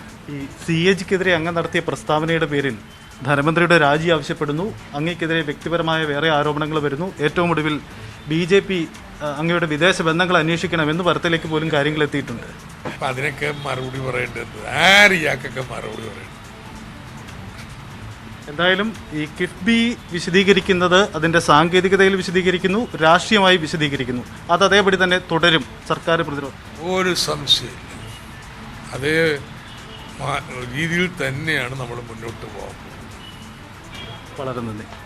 ധനമന്ത്രി തോമസ് ഐസക്കാണ് വിശദീകരിച്ചത്. കിഫ്ബി വിഷയത്തിൽ തൻ്റെ മുൻ നിലപാടുകൾ ആവർത്തിക്കുന്ന ഒപ്പം തന്നെ ഇക്കാര്യത്തിൽ സഭയിൽ ചട്ടാലംഘനം ഉണ്ടായി എന്ന ആരോപണത്തിൽ താൻ ക്ഷമ പറയുന്ന നീക്കമില്ല, ഒപ്പം തന്നെ ഉണ്ടായ കാര്യങ്ങൾ സഭാവേദിയിൽ തുറന്നു പറയാൻ തയ്യാറാണെന്നാണ് ധനമന്ത്രി വിശദീകരിക്കുന്ന കാര്യം. തിരുവനന്തപുരത്ത് നിന്നും TG സജിത്, ന്യൂസ് 18. മറ്റ് വാർത്തകളിലേക്ക്. സെക്രട്ടേറിയറ്റിലെ തീപിടുത്തം ആസൂത്രിതമെന്ന് പ്രതിപക്ഷ നേതാവ് രമേശ് ചെന്നിത്തല പറഞ്ഞു. സ്വർണ്ണക്കടത്ത് കേസിലെ തെളിവുകൾ നശിപ്പിക്കാൻ സർക്കാർ കൂട്ടുനിന്നു. മുഖ്യമന്ത്രിയും ചീഫ് സെക്രട്ടറിയും അറിഞ്ഞാണ് തെളിവ് നശിപ്പിച്ചത് എന്നും പ്രതിപക്ഷ നേതാവ് ആരോപിച്ചു. ഫോറൻസിക് റിപ്പോർട്ട് അനുസരിച്ച് വളരെ ആസൂത്രിതമായി ചെയ്തിട്ടുള്ളൊരു കാര്യമാണ് എന്ന് നമുക്ക് ബോധ്യപ്പെടുന്ന തരത്തിലാണ് ഇപ്പോൾ കാര്യങ്ങൾ വന്നിരിക്കുന്നത്. അപ്പോൾ തെളിവുകൾ ബോധപൂർവം നശിപ്പിക്കാനുള്ള നീക്കമായിരുന്നു. സ്വർണ്ണക്കള്ളക്കടത്തുമായി ബന്ധപ്പെട്ട തെളിവുകൾ നശിപ്പിക്കാൻ ഗവൺമെൻറ് തന്നെ കൂട്ടുനിന്നു എന്നുള്ളതാണ് ഇതിലൂടെ തെളിയുന്ന കാര്യങ്ങൾ. ഇനിയെങ്കിലും സർക്കാർ ഈ ഗൂഢാലോചന നടത്തിയത് എന്തിനാണെന്ന് വെളിപ്പെടുത്തണം. എത്ര ഫയലുകളാണ് നശിച്ചതെന്ന് വെളിവാക്കണം. ഇതെല്ലാം ആസൂത്രിതമായൊരു ഗൂഢാലോചനയാണ്. മുഖ്യമന്ത്രിയും ചീഫ് സെക്രട്ടറിയും അറിഞ്ഞുകൊണ്ടുള്ള ഒരു നടപടിയായിട്ട് വേണം ഇതിനെ കണക്കാക്കാൻ. നടിയെ ആക്രമിച്ച കേസിലെ മാപ്പുസാക്ഷിയെ ഭീഷണിപ്പെടുത്തിയെന്ന സംഭവത്തിൽ ഗണേഷ് കുമാറിന്റെ സഹായി പ്രദീപ് കാഞ്ഞങ്ങാട് DYSP ഓഫീസിൽ ഹാജരായി. കാസർഗോഡ് ജില്ലാ സെഷൻസ് കോടതി നിർദ്ദേശപ്രകാരമാണ് പ്രദീപ് സ്റ്റേഷനിൽ ഹാജരായത്. വിശദാംശങ്ങളുമായി കാസർഗോഡ് നിന്ന് ബൈജു ചേരുന്നു. ബൈജു, ഇപ്പോൾ നടക്കുന്നത് എന്താണ്? സനീഷ്, DYSP ഓഫീസിൽ ഇപ്പോൾ ഗണേഷ് കുമാറിന്റെ ഓഫീസ് സെക്രട്ടറിയായ പ്രദീപിനെ DYSPയുടെ നേതൃത്വത്തിൽ ഇപ്പോൾ ചോദ്യം ചെയ്യൽ തുടരുകയാണ്. എന്തായാലും ഈ സംഭവത്തിൽ നിരവധി തെളിവുകൾ പോലീസിന് ലഭിച്ചതായാണ് നമ്മൾക്ക് ലഭിക്കുന്ന വിവരം. അതായത് ഈ ജനുവരി 24-ാം തീയതി പ്രദീപ് കുമാർ കോഴിക്കോട് നിന്നും കൊച്ചിയിലേക്കുള്ള യാത്ര ചെയ്ത വിമാന ടിക്കറ്റ് കൂടാതെ ഈ ബിപിൻ ലാലിന്റെ വീട്ടിലെത്തിയ ഇതിനുള്ള സാക്ഷി ഇപ്പോൾ ഹാജരായിട്ടുണ്ട്. അതുപോലെ തന്നെ CCTV ദൃശ്യങ്ങൾ തുടങ്ങിയവയെല്ലാം ഈ പ്രദീപിന് എതിരായിട്ടുണ്ട്. എന്തായാലും ചോദ്യം ചെയ്യൽ പുരോഗമിക്കുകയാണ്. ഈ പ്രദീപ് കുമാർ സമ്മതിച്ചിട്ടില്ലെങ്കിലും തെളിവുകൾ നിരവധി പോലീസിന്റെ ഭാഗത്തുണ്ട്. അതുകൊണ്ട് തന്നെ ചോദ്യം ചെയ്യൽ നീണ്ടുപോവുകയാണ്. 10:30-നാണ് DYSP ഓഫീസിൽ പ്രദീപ് കുമാർ ഹാജരായത്. ആ സമയം മുതൽ DYSPയുടെ നേതൃത്വത്തിലുള്ള അന്വേഷണ സംഘം ഈ ചോദ്യം ചെയ്യൽ തുടരുകയാണ്. ഇപ്പോഴും ചോദ്യം ചെയ്യൽ തുടരുകയാണ്. എന്തായാലും സെപ്റ്റംബർ 26-ാം തീയതിയാണ് ഈ വിപിൻ ലാൽ ഇത്തരത്തിൽ ബേക്കൽ പോലീസ് സ്റ്റേഷനിൽ പരാതി നൽകുന്നത്. തന്നെ ഭീഷണിപ്പെടുത്തിയെന്നും അതുപോലെ തന്നെ ഈ കേസിന് ദിലീപിന് അനുകൂലമായി മൊഴി നൽകണമെന്നായിരുന്നു ആവശ്യപ്പെട്ടത്. ഇത് വഴങ്ങാതെ കണ്ടപ്പോൾ ഭീഷണിപ്പെടുത്തിയെന്നായിരുന്നു പരാതി. എന്തായാലും ഈ പരാതിയുടെ അടിസ്ഥാനത്തിൽ ഹോസ്ദുർഗ് കോടതിയാണ് ഇന്ന് നേരിട്ട് ഹാജരാവാൻ പ്രദീപോട് പറഞ്ഞിട്ടുള്ളത്. അതിന്റെ അടിസ്ഥാനത്തിലാണ് പ്രദീപ് ഇപ്പോൾ ഹാജരായിരിക്കുന്നത്. ചോദ്യം ചെയ്യൽ ഇപ്പോഴും തുടരുകയാണ്. സനീഷ്, ശരി, നന്ദി ബൈജു വിവരങ്ങൾക്ക്. ഇടവേളയാണ്. കൂടുതൽ വാർത്തകൾക്കും വിശദാംശങ്ങൾക്കും മലയാളം.news18.com. ജമ്മു ശ്രീനഗർ ദേശീയപാത അടച്ചു. ബാൻ ടോൾ പ്ലാസയ്ക്ക് സമീപമാണ് ഏറ്റുമുട്ടൽ. ऊपर मार रखा है पता मिलने मार रखा है अब निकलेंगे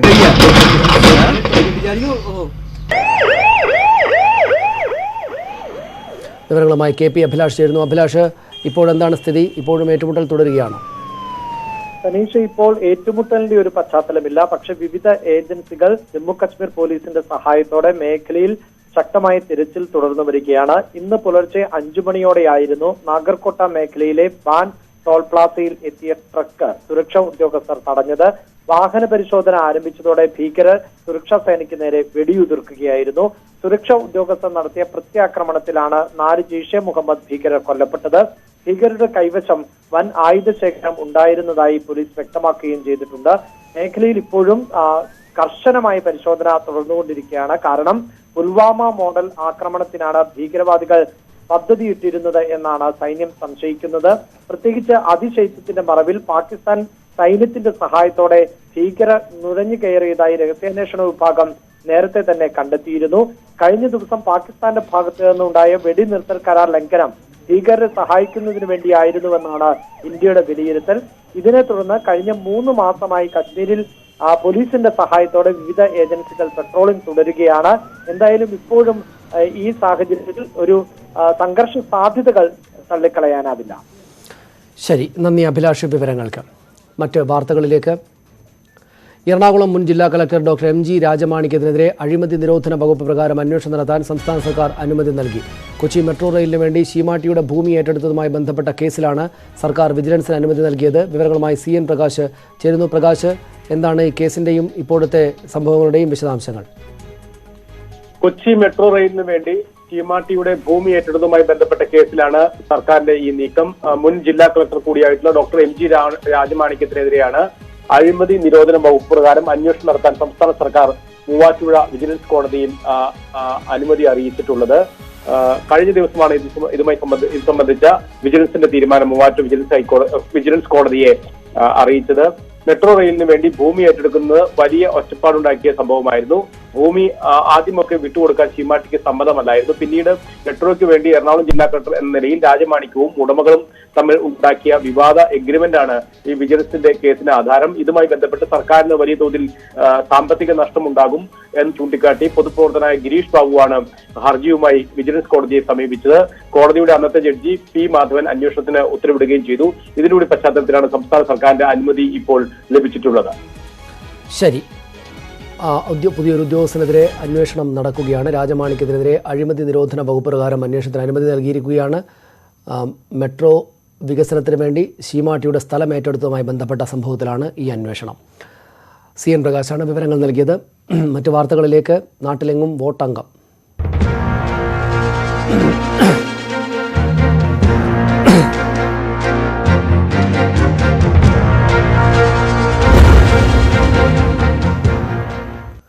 തദ്ദേശ തെരഞ്ഞെടുപ്പിനുള്ള നാമനിർദ്ദേശ പത്രിക ഇന്നുകൂടി സമർപ്പിക്കാം. നാളെ പത്രികകളുടെ സൂക്ഷ്മ പരിശോധന നടക്കും. 23 വരെ സ്ഥാനാർത്ഥിത്വം പിൻവലിക്കാം. ഇന്നലെ വരെ ലഭിച്ചത് 97,720 പത്രികകളാണ്. വിവരങ്ങളുമായി വിനേഷ് കുമാർ ചേരുന്നു. വിനേഷ്, വിശദാംശങ്ങൾ എന്താണ്?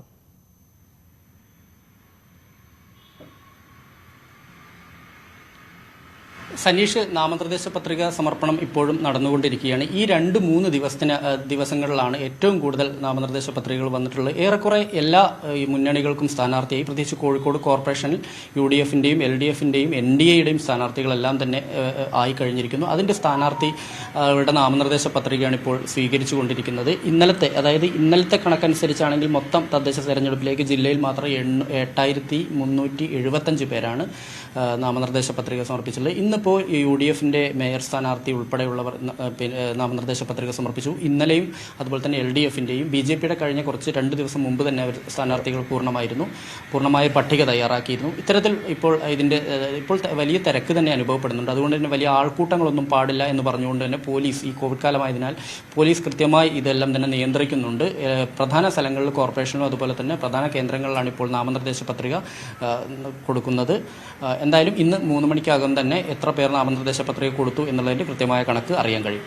സനീഷ്. ശരി, നന്ദി വിനേഷ് വിവരങ്ങൾക്ക്. Palakkad DCC president VK Sreekandan MP-ക്കെതിരെ അതിരൂക്ഷ വിമർശനവുമായി DCC വൈസ് പ്രസിഡന്റും OBC ഡിപ്പാർട്ട്മെന്റ് സംസ്ഥാന ചെയർമാനുമായ സുമേഷ് അച്യുതൻ. സ്ഥാനാർത്ഥി നിർണയത്തിൽ പിന്നാക്ക വിഭാഗത്തിൽപ്പെട്ടവരെ പൂർണ്ണമായി അവഗണിച്ചെന്നാരോപിച്ചാണ് ചിറ്റൂർ മുൻ MLA K. അച്യുതന്റെ മകൻ കൂടിയായ സുമേഷ് അച്യുതൻ രംഗത്തെത്തിയത്. ആരോപണങ്ങൾ അടിസ്ഥാനരഹിതമാണെന്ന് VK ശ്രീകണ്ഠൻ പ്രതികരിച്ചു. ജില്ലാതലത്തിൽ ഒരു സമിതിയുണ്ട്. ആ സമിതിയെ നോക്കുകുത്തിയാക്കിക്കൊണ്ട് VK ശ്രീകണ്ഠൻ നായർ MP അദ്ദേഹം നടത്തിയ ഒരു നീക്കമാണ് എന്ന് തന്നെ എനിക്ക് പറയേണ്ടി വരും. VK ശ്രീകണ്ഠൻ നായർ എന്ന് അഭിസംബോധന ചെയ്താണ് സുമേഷ് അച്യുതൻ ആരോപണമുയർത്തിയത്. സ്ഥാനാർത്ഥി നിർണയത്തിൽ VK ശ്രീകണ്ഠൻ പിന്നോക്കക്കാരെയും പട്ടിക വിഭാഗങ്ങളെയും മുസ്ലിങ്ങളെയും അവഗണിച്ചതായി സുമേഷ് ആരോപിച്ചു. പിന്നോക്കക്കാർ അധികാര സ്ഥാനത്ത് വരാതിരിക്കാൻ ആസൂത്രിത നീക്കം നടന്നു. പിന്നോക്ക വിഭാഗ ആളുകൾ അധികാര കേന്ദ്രങ്ങളിലേക്ക് വരാൻ പാടില്ല എന്ന വളരെ ആസൂത്രിതമായ ഒരു നീക്കമാണ് ഇതിൻ്റെ പുറകിൽ എന്ന് ആരോപണം ഉന്നയിക്കേണ്ടി വരും. അത് യാഥാർത്ഥ്യവും കൂടെയാണ്. KPCC നോംസ് ആണ് എന്നാണ് പറഞ്ഞത്. KPCCയിൽ അങ്ങനെ ഒരു നോംസ് ഇല്ല. 4 തവണ പൂർത്തിയാക്കിയ ചിലർക്ക് ഇളവ് നൽകിയ ജില്ലാ നേതൃത്വം പിന്നോക്കക്കാരെ തെരഞ്ഞുപിടിച്ച് ഒഴിവാക്കി. കുറേ ആളുകൾ എക്സംഷൻ കൊടുത്തിട്ടുണ്ട്. കുറേ അധികം പിന്നോക്ക വിഭാഗം ആളുകൾ കൊടുത്തിട്ടുണ്ട്. അവരൊന്നും ഒന്നില്ലെങ്കിൽ ആ പഞ്ചായത്ത് ഭരണത്തിൽ വരില്ല, അല്ലെങ്കിൽ ആ വരുമ്പോൾ അധികാര കേന്ദ്രത്തിൽ ഉണ്ടാവില്ല എന്നുള്ളതുകൊണ്ട് അധികാര കേന്ദ്രങ്ങളിൽ വരുന്നത് ഒഴിവാക്കുക എന്ന് മാത്രമാണ് ഈ 4 ടേം എന്നുള്ളതിൽ കൊണ്ട്. VK ശ്രീകണ്ഠൻ ഇരട്ടപ്പദവിയിൽ തുടരുകയാണെന്നും ഭാര്യയും ഭർത്താവും മാറി മാറി മത്സരിക്കുകയാണെന്നും സുമേഷ് കുറ്റപ്പെടുത്തി. ഇരട്ടപ്പദവിയുള്ള പല ആളുകളും ഒഴിഞ്ഞു വന്നു. DCC പ്രസിഡന്റ് ഇപ്പോഴും ഇരട്ടപ്പദവി DCC പ്രസിഡന്റും MP പദവിയും തുടരുന്നുണ്ട്. നിരവധി തവണ മത്സരിച്ച ആളുകൾ കുടുംബങ്ങൾ ഭാര്യയും ഭർത്താവും മാറി മത്സരിക്കുന്നത് ഒഴിവാക്കണമെന്ന് പറഞ്ഞു. അദ്ദേഹവും ഭാര്യയും നിരവധി തവണയായി മാറി മാറി കഴിഞ്ഞ കുറേ കാലമായി തെരഞ്ഞെടുപ്പുകൾ മാറി മാറി മത്സരിക്കുന്നു. എന്നാൽ ആരോപണങ്ങൾ അടിസ്ഥാനരഹിതമാണെന്ന് VK ശ്രീകണ്ഠൻ പ്രതികരിച്ചു. കോൺഗ്രസിനകത്ത് ജാതി മതമൊക്കെ പറഞ്ഞ് ഒരു ഡിപ്പാർട്ട്മെന്റ് KPCCക്ക് വിരുദ്ധമായി രൂപീകരിച്ച ഒരാൾ പറയുന്നതിനൊന്നും അത്ര വില കൽപ്പിക്കേണ്ടതില്ല എന്നാണ് എനിക്ക് തോന്നുന്നത്. തന്നെ VK ശ്രീകണ്ഠൻ നായർ എന്ന് വിളിച്ചതിന് മറുപടി ഇങ്ങനെ: എന്നെ VK ശ്രീകണ്ഠൻ നായർ എന്ന് വിളിക്കാൻ കാരണം ഉണ്ടാവും. കാരണം എൻ്റെ അച്ഛൻ്റെ പേര് M. കൊച്ചുകൃഷ്ണൻ നായർ എന്നാണ്. അവഗണനയ്ക്കെതിരെ KPCCക്കും ദേശീയ നേതൃത്വത്തിനും പരാതി നൽകുമെന്ന് സുമേഷ് വ്യക്തമാക്കി. സുമേഷിന്റെ ആരോപണത്തോടെ ജില്ലയിലെ കോൺഗ്രസ് നേതൃത്വത്തിനുള്ളിൽ ഭിന്നത രൂക്ഷമായിട്ടുണ്ട്. ന്യൂസ് 18 പാലക്കാട്. വോട്ട് പിടുത്തത്തിനിടെ പാമ്പിനെ പിടിക്കണമെങ്കിലും സ്ഥാനാർത്ഥി റെഡി. തിരുവനന്തപുരം പെരുങ്കടവിള ബ്ലോക്ക് പഞ്ചായത്തിലെ സ്ഥാനാർത്ഥി അജേഷാണ് പാമ്പ് പിടുത്തത്തിലെ കേമത്വവുമായി അംഗത്തിനിറങ്ങിയിട്ടുള്ളത്. പാമ്പുകളെപ്പോലെ വോട്ടർമാരെയും കയ്യിലെടുക്കാൻ കഴിയുമെന്ന ആത്മവിശ്വാസത്തിലാണ് അജേഷ്. ഹലോ ഹലോ ആ ശ്രീമാ ചേട്ടാ വരുന്നു.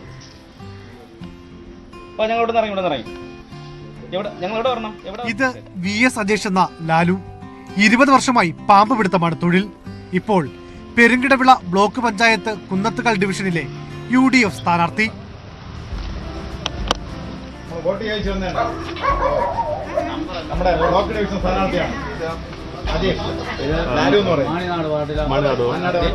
പാമ്പ് പിടുത്തം പോലെ ഈസിയല്ല വോട്ട് പിടുത്തമെന്ന് അജേഷ്. പാമ്പുകൾ അങ്ങോട്ട് ആക്രമിച്ചാലേ കടിക്കൂ. എന്നാൽ വോട്ടർമാർ അങ്ങനെയല്ല. മൈൻഡ് ചെയ്തില്ലെങ്കിൽ പോലും വോട്ടില്ല.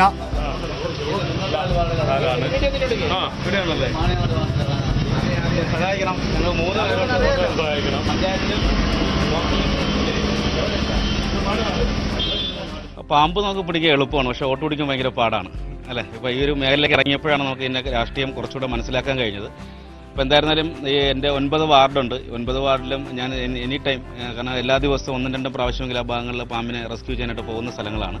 അതുകൊണ്ട് ഒരുമാതിരി എല്ലാവർക്കും എന്നെ അറിയാം എന്നൊരു വിശ്വാസം. കാരണം എൻ്റെ പേര് അജേഷ് എന്നാണ്, റെക്കോർഡിക്കൽ നെയിം അജേഷ് എന്നാണ്. പക്ഷെ എല്ലാം അറിയപ്പെടുന്ന ലാലു എന്നാണ് എല്ലാം അറിയപ്പെടുന്നത്. പാമ്പ് പിടുത്തവും ജനസേവനമാണ്. ജയിച്ചാലും തോറ്റാലും ഈ പണി തുടരുമെന്നും അജേഷ്.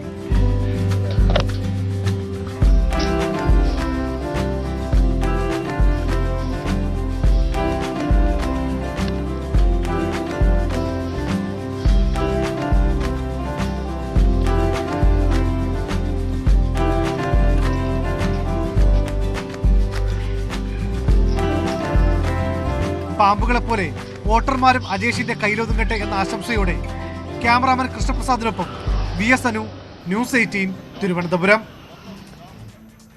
തെരഞ്ഞെടുപ്പിൽ പോസ്റ്റ് വുമൺ സ്ഥാനാർത്ഥിയായി എത്തിയാൽ എന്താകും അവസ്ഥ? മറ്റ് സ്ഥാനാർത്ഥികൾ പെട്ടത് തന്നെ. അത്തരത്തിലൊരു സാഹചര്യമാണ് തിരുവനന്തപുരം നഗരസഭയിലെ കവടിയാർ വാർഡിലുള്ളത്. പോസ്റ്റ് വുമണായ വത്സലകുമാരിയെ BJP രംഗത്തിറക്കിയതോടെ വോട്ട് ഉറപ്പാക്കാനുള്ള ഗൃഹസമ്പർക്കം സജീവമാക്കിയിരിക്കുകയാണ് മറ്റ് സ്ഥാനാർത്ഥികൾ.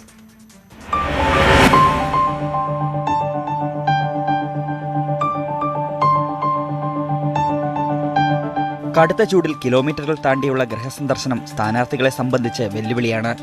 എന്നാൽ ഈ സ്ഥാനാർത്ഥിക്ക് അതൊന്നും തടസ്സമേ അല്ല. 21 വർഷമായി കവടിയാർ പോസ്റ്റ് ഓഫീസിലെ പോസ്റ്റ്വുമണാണ് വത്സലകുമാരി. അതിനാൽ തന്നെ കവടിയാർ വാർഡിലെ ഒട്ടുമിക്കവർക്കും സുപരിചിത.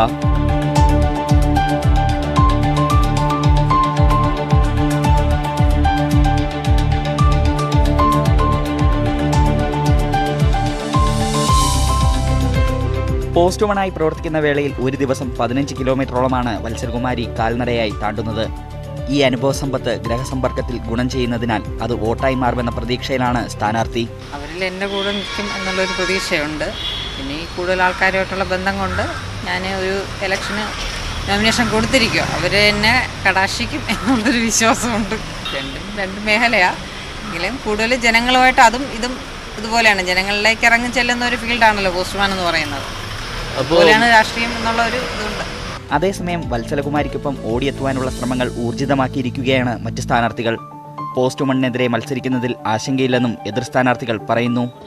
ഒരാശങ്ക എനിക്കില്ല. ഞാൻ കഴിഞ്ഞ പ്രാവശ്യം പ്രവർത്തിച്ചത് അങ്ങനെയാണ്. ജനങ്ങളുടെ ഇടയിൽ ഇഴുകിച്ചേർന്നാണ് ഞാൻ പ്രവർത്തിച്ചത്. അപ്പോൾ എനിക്ക് അതിനെപ്പറ്റി ഒരു ആശങ്കയില്ല. ജനങ്ങൾ എന്നോടൊപ്പം ഉണ്ടോയെന്ന് എനിക്കൊരു വിശ്വാസമുണ്ട്. ഇപ്പോഴും വിശ്വാസം. ന്യൂസ് 18 തിരുവനന്തപുരം. ഇടവേളയാണ്. കൂടുതൽ വാർത്തകൾക്കും വിശദാംശങ്ങൾക്കും malayalam.news18.com.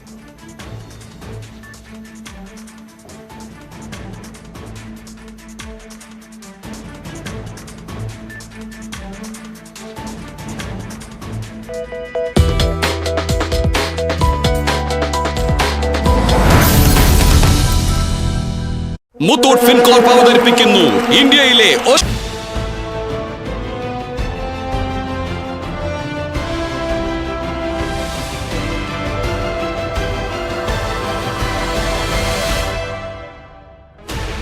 16 channels, 15 languages, 26 states, 1,200 plus reporters, 66.9 crore viewers.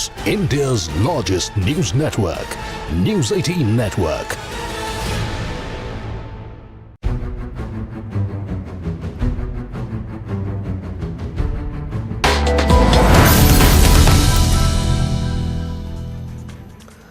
Siddique Lal കൂട്ടുകെട്ടിന്റെ ബോക്സ് ഓഫീസ് ഹിറ്റായ ഗോഡ് ഫാദർ റിലീസായിട്ട് 29 വർഷമായിരിക്കുന്നു. ചിത്രത്തിലുടനീളം നിറഞ്ഞു നിന്ന അഞ്ഞൂറാന്റെ തറവാട് കോഴിക്കോട്ടെ പയ്യാനക്കലാണ് ഉള്ളത്. ഗോഡ് ഫാദറിന് ശേഷം നിരവധി ചിത്രങ്ങളുടെ ലൊക്കേഷനായ മണ്ണടത്ത് തറവാട്ടിലെ വിശേഷങ്ങൾ കാണാം. മുതലാളി, ഞങ്ങൾ 500 മുതലാളി, ഞങ്ങളെ രക്ഷിക്കണം മുതലാളി, ഞങ്ങളെ രക്ഷിക്കണം മുതലാളി, ഞങ്ങളുടെ കുടുംബത്തെ മുതലാളി രക്ഷിക്കണം മുതലാളി. രക്ഷിക്കാൻ ഞാൻ അങ്ങോട്ട് വരണോ? കേറി വാടാ.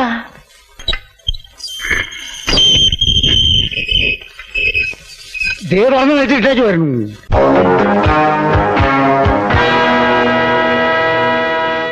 ആയിരത്തി 1991 മലയാളിയെ പൊട്ടിച്ചിരിപ്പിച്ച ചിത്രമായ ഗോഡ്ഫാദർ അഭ്രപാളിയിലെത്തിയത്. അഞ്ഞൂറാൻ്റെയും മക്കളുടെയും സ്ത്രീകൾക്ക് പ്രവേശനമില്ലാത്ത വീട് 150 വർഷത്തിലധികം പഴക്കമുള്ള ഈ തറവാടായിരുന്നു. ചിത്രത്തിലുടനീളം നിറഞ്ഞുനിന്ന പയ്യാനക്കലിലെ മണ്ണടത്ത് തറവാട്ടിലിപ്പോൾ സിനിമക്കാർ ഒഴിഞ്ഞ സമയമില്ല. ഗോഡ്ഫാദർ വീടെന്ന് പറഞ്ഞാൽ അറിയാത്തവർ കോഴിക്കോട് അങ്ങാടിയിൽ എവിടെയും ഉണ്ടാകില്ല. NN പിള്ളയും തിലകനും ഇന്നസെന്റും മുകേഷും ഭീമൻ രഘുവും ഹരിശ്രീ അശോകനുമെല്ലാം നിറഞ്ഞാടിയ തറവാട്.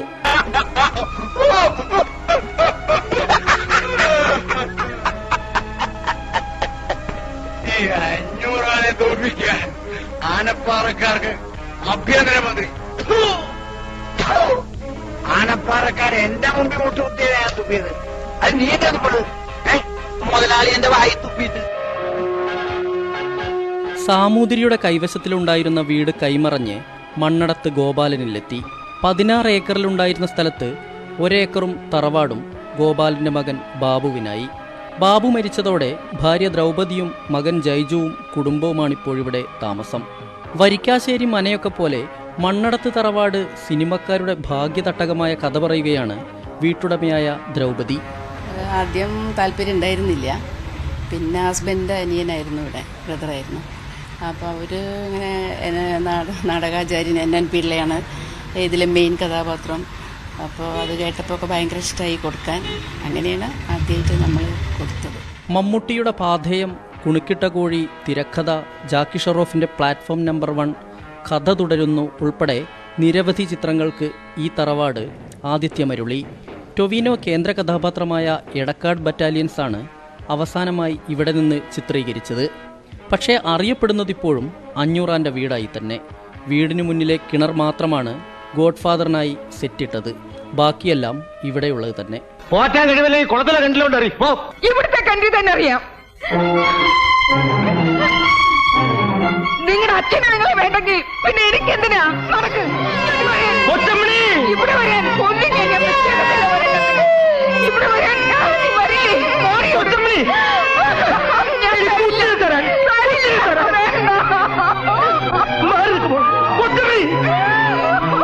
എന്താ ഈ കാണിക്കണേ കൊച്ചമണി? നീ എന്റെ ഭാര്യയല്ലേ? ഇത് നമ്മുടെ പിള്ളേരല്ലേ? ഞാൻ ഈ അഭിനയിച്ചൊക്കെ നിങ്ങൾ രക്ഷിക്കാൻ വേണ്ടിട്ടല്ലേ? സിനിമയിലുണ്ടായിരുന്ന വീടിന്റെ പൂർണ്ണഭാഗം ഇപ്പോഴില്ല. കളപ്പുര ഉൾപ്പെടെ പൊളിച്ചു നീക്കി. ചെറിയ കൂട്ടിച്ചേർക്കലുകളും നടത്തി. എങ്കിലും 6 മുറികൾ ഇപ്പോഴുമുണ്ട്.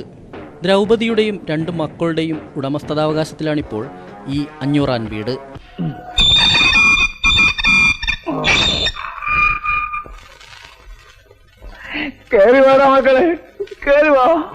ഗോഡ്ഫാദറിന് ശേഷം നിരവധി സിനിമകളും സിനിമക്കാരും ഈ തറവാട്ടിലേക്ക് വിരുന്നു വന്നു.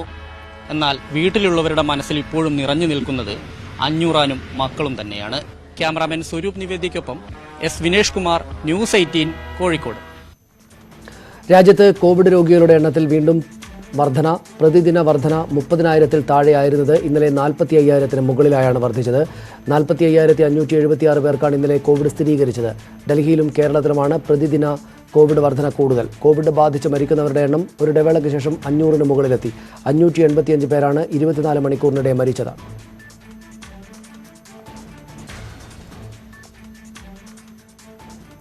അമേരിക്കൻ കമ്പനിയായ ഫൈസർ വികസിപ്പിച്ച കോവിഡ് വാക്സിൻ 95% ഫലപ്രദമെന്ന അവകാശവാദം. 3ാം ഘട്ട പരീക്ഷണത്തിൽ യാതൊരു പാർശ്വഫലങ്ങളും കണ്ടെത്തിയില്ലെന്നും ഫൈസർ അറിയിച്ചു. പ്രായം കൂടിയ വ്യക്തികളിൽ നടത്തിയ പരീക്ഷണങ്ങളുടെ വിജയശതമാനം 94 ആണ്. കോവിഡിൻ്റെ നേരിയ രൂപത്തെയും കടുത്ത രൂപത്തെയും വാക്സിൻ തടയുന്നു. വാക്സിൻ ജനങ്ങൾക്ക് നൽകാൻ അമേരിക്കയിലെ ഫുഡ് ആൻഡ് ഡ്രഗ് അഡ്മിനിസ്ട്രേഷന്റെ അടിയന്തര അനുമതിക്ക് അപേക്ഷിക്കും. ബയോൺടെക് കമ്പനിയുമായി ചേർന്നാണ് ഫൈസർ വാക്സിൻ വികസിപ്പിച്ചത്.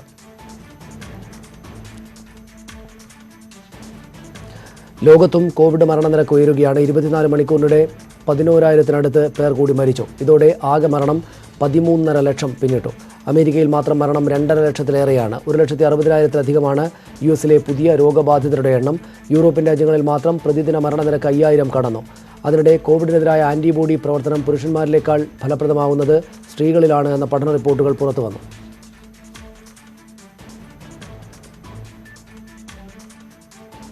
കേരളത്തിലെ KSRTC ബസ്സുകളിലെ ബോഡിയിൽ ഔദ്യോഗിക മുദ്രയായി ആനകളെ കണ്ടിട്ടില്ലേ? കേരളത്തിലുടനീളം ആയിരക്കണക്കിന് KSRTC ബസ്സുകളിൽ ആനകളെ വരക്കുന്ന ഒരാൾ ഗുരുവായൂരിലുണ്ട്. കൊല്ലം സ്വദേശിയായ മാധവനാണ് ഈ ആന ചിത്രങ്ങൾ വരക്കുന്നത്.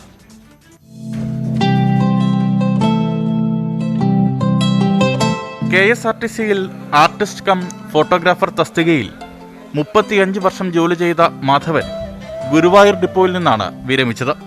ആനച്ചിത്രങ്ങളുടെയും ശില്പങ്ങളുടെയും ഒരു ഗാരേജ് തന്നെയാണ് 70-കാരനായ മാധവന്റെ ഇപ്പോഴത്തെ വീട്. 1973-ൽ ഏറ്റുമാനൂർ ഡിപ്പോയിൽ ആയിരുന്നു ആദ്യ നിയമനം. ഒരു ജോലി എന്നതിലുപരി ആനകളെ വരയ്ക്കുന്നത് ചെറുപ്പം മുതൽക്കേ ഹരമായിരുന്നു. അക്കാലത്ത് പെയിന്റിംഗ് കഴിഞ്ഞ ബസ്സുകൾ നിരനിരയായി അങ്ങനെ കിടക്കും. അതിൽ ആനകളെ വരച്ചു തീർക്കണം. മാധവന് ഏറ്റവും ആവേശകരമായ ജോലി. കൊല്ലം, കോട്ടയം, അടൂർ, മാവേലിക്കര, കരുനാഗപ്പള്ളി, കൊട്ടാരക്കര, കായംകുളം തുടങ്ങി ഒട്ടേറെ KSRTC സ്റ്റേഷനുകളിൽ ജോലി ചെയ്തു. ആനകൾ ധാരാളമുള്ള ഗുരുവായൂരിൽ നിന്ന് തന്നെ വിരമിക്കാൻ കഴിഞ്ഞതിൽ ഏറെ സന്തോഷവാനാണെന്ന് മാധവൻ പറഞ്ഞു. ക്ലാസിക്കലായിട്ടാണ് ആനയെ വരച്ചുള്ളത്. അവിടുത്തെ മോണോഗ്രാം എന്ന് പറയുന്നത് സാധാരണ ഔട്ടേജിൽ മാത്രമേ കാണത്തുള്ളൂ. അതിൽ നിന്ന് വ്യത്യസ്തമായിട്ട് ഞാൻ എൻ്റേതായിട്ടുള്ള ശൈലിയിൽ ചിത്രം വരച്ചിരുന്നു. അതിന് ഒരുപാട് പേര് നല്ല അഭിപ്രായം പറഞ്ഞിട്ടുണ്ട്. ഭാര്യ സരളയും ആനവരകളെ പരിപാലിക്കാൻ ഒപ്പമുണ്ട്. തിരുവനന്തപുരം ആർട്സ് കോളേജിൽ നിന്ന് ഡിപ്ലോമ നേടി. 1968-ൽ ലളിതകലാ അക്കാദമിയിൽ നിന്നുൾപ്പെടെ ധാരാളം പുരസ്കാരങ്ങളും ലഭിച്ചിട്ടുണ്ട്. കണ്ടാണശ്ശേരിയിലുള്ള മാധവന്റെ വീട് നിറയെ ചിത്രങ്ങളും ശില്പങ്ങളും നിറഞ്ഞിരിപ്പുണ്ട്. 70-ാം വയസ്സിലും തന്റെ വരകളെ നെഞ്ചോട് ചേർത്ത് പിടിച്ചിരിക്കുകയാണ് ഈ കലാകാരൻ. ഒപ്പം ഭാര്യ സരളയും. രാജു ഗുരുവായൂർ, ന്യൂസ് 18 ഗുരുവായൂർ. കൊല്ലത്ത് വൻ ലഹരിമരുന്ന് വേട്ട. 2 കോടിയോളം രൂപ വില വരുന്ന ലഹരിമരുന്ന് എക്സൈസ് സംഘം പിടികൂടി. 2 സംഘങ്ങളിൽ നിന്നായി ഹാഷിഷ് ഓയിലും 5 കിലോ കഞ്ചാവുമാണ് പിടിച്ചെടുത്തത്. തൃശൂർ മാറാം അല്ലെങ്കിൽ ഉപേക്ഷിക്കാം. എന്നാൽ കീറിപ്പോയ നോട്ടുകൾ വാങ്ങി റിപ്പയർ ചെയ്ത് മറിച്ചു വിൽക്കുന്നവരെ കണ്ടിട്ടുണ്ടോ? സമ്പദ് വ്യവസ്ഥ കൂപ്പുകുത്തിയ സിംബാബ്വേയിലാണ് ഈ ഡോളർ റിപ്പയർ വിദഗ്ധർ ഉള്ളത്.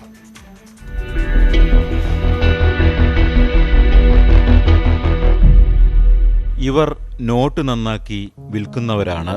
ഒരു $1 കേടുവന്ന നോട്ടുകൾ 40 സെന്റ് മുതൽ 60 സെന്റ് വരെ വിലയ്ക്ക് ഇവർ വാങ്ങും.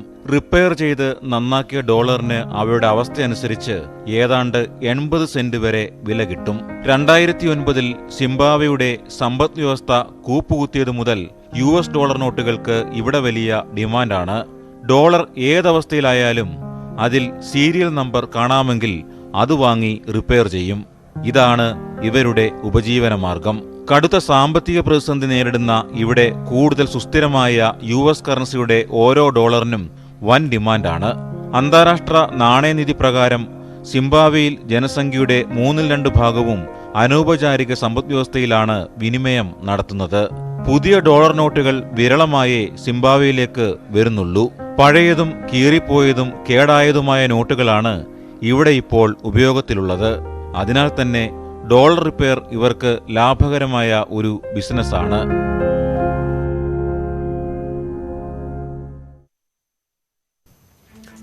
തെരഞ്ഞെടുപ്പ് കാലമാണ്. നാടെങ്ങും ചുവരുകൾ രാഷ്ട്രീയ പാർട്ടികളുടെ ചിഹ്നങ്ങളാലും അഭ്യർത്ഥനകളാലും നിറഞ്ഞു കഴിഞ്ഞു.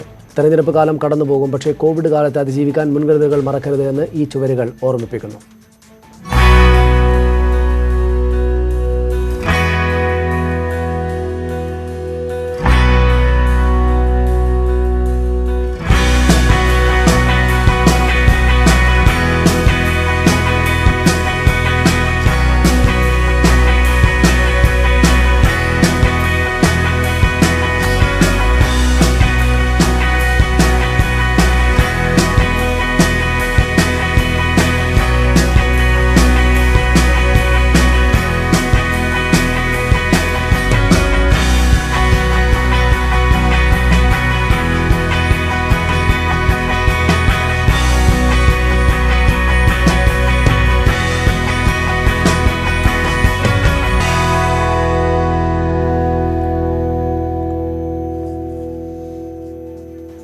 ഇതോടെ ഈ ബുള്ളറ്റിൻ പൂർണ്ണമാകുന്നു. വാർത്തകൾ ഇടവേളയ്ക്ക് ശേഷം തുടരും. കൂടുതൽ വാർത്തകൾ മലയാളം.news18.com കാണാം. നമസ്കാരം.